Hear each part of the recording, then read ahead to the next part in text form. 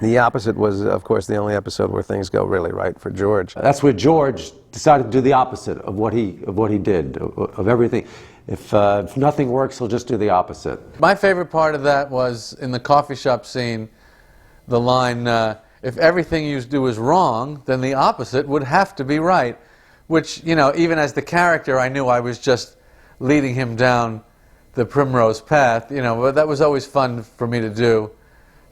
To kind of pave the way when he has an awful idea. I want to do as best as I can to get him to pursue it for my own entertainment. Well, here's your chance to try the opposite. Instead of tuna salad and being intimidated by women, chicken salad and going right up to them. Yeah, I should do the opposite. I should. If every instinct you have is wrong, then the opposite would have to be right. It was the perfect George Costanza episode, and George being my favorite character, it opened my eyes and got me. It completely swayed me. I just loved the fact that I'd almost thought, why hadn't they done this before? It seemed to make so much sense. What's interesting is that that line was used on the pilot. Never do what your instincts tell you. Always, always do the opposite. This is how you operate. Yeah, I wish. I will do the opposite. I used to sit here and do nothing and regret it for the rest of the day. So now I will do the opposite, and I will do something.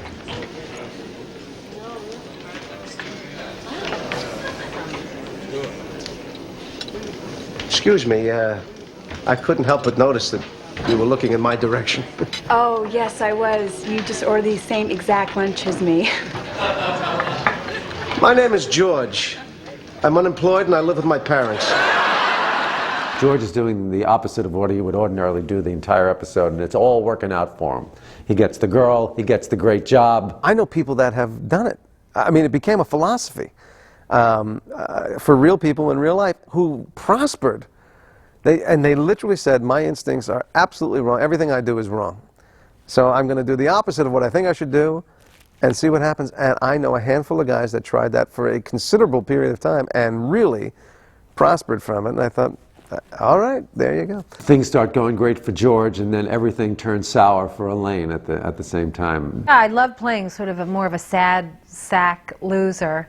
Although I think, you know, nothing, in reality, nothing really ever worked out that well for Elaine or any of these characters. Nothing ever really ended happily or successfully for anybody, unless, of course, it was at somebody else's expense. Can't you see what's happened? I've become George. Don't say that. It's true. I'm George. I'm George. There's this legendary thing amongst comedians and comedy writers of these bootleg Buddy Rich tapes. Buddy Rich was very famous for doing shows, and he was a drummer, and he had this big band, and he would do the shows, and he would get on the bus, and he would excoriate all the players in the band for playing too loud. And somebody in the back of the bus, his tour bus, one day turned on the tape recorder and recorded these absolutely florid, inspired rants of pure rage and frustration and hostility at the players. In the opposite episode, when George confronts the guy who's talking too loud in the movie theater. What are we going to do? Should we just move? It won't be necessary.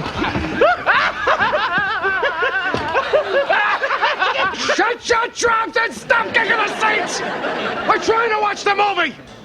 And if I have to tell you again, we're going to take it outside and I'm going to show you what it's like! You understand me? Now shut your mouths or I'll shut them for you. And if you think I'm kidding, just try me. Try me.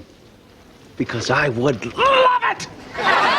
No one could write that. Only Buddy Rich could think of threatening someone with physical violence in that kind of terminology. Why don't we step outside and I'll show you what it's like.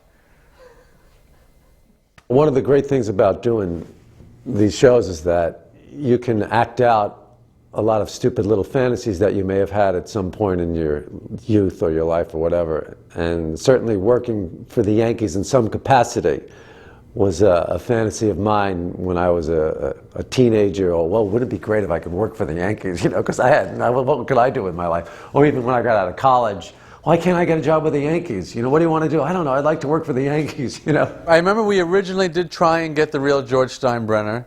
We failed. Yeah, I didn't know the Seinfeld show that well. I used to watch it, but I didn't know it that well. In order to do Steinbrenner, we actually first have to get Steinbrenner's permission. And that was not forthcoming until Jerry called him up, and he thought we were making fun of him because George is called George. So he didn't really interpret it the right way. So Jerry had to tell him that, no, George, this is the way, this had nothing to do with you. So he gave us permission to do it. And if you can't poke fun at yourself, you know, you're not much. And then we needed somebody to do the voice. So we were talking about, well, how, you know, who's going to do this voice? And Jerry and I were talking, so what do you think it sounds like? And I said, well, you know, I think the character kind of, you know, he kind of talks like that, and he should sound like that, and hey, George, pass the calzone. And Larry was so hilarious doing the voice, and he really created this very caricatured, this very mercurial personality who's just completely all over the place and neurotic. And Jerry said, well, why don't you just do it? And I said, okay, fine, you know. So that was that. Nice to meet you.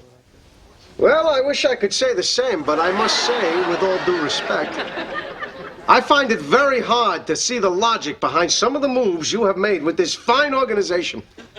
In the past 20 years, you have caused myself and the city of New York a good deal of distress, as we have watched you take our beloved Yankees and reduce them to a laughingstock, all for the glorification of your massive ego. Hire this man. I guess they did a pretty accurate job. Nobody likes to admit they're quite like that, but I guess I was.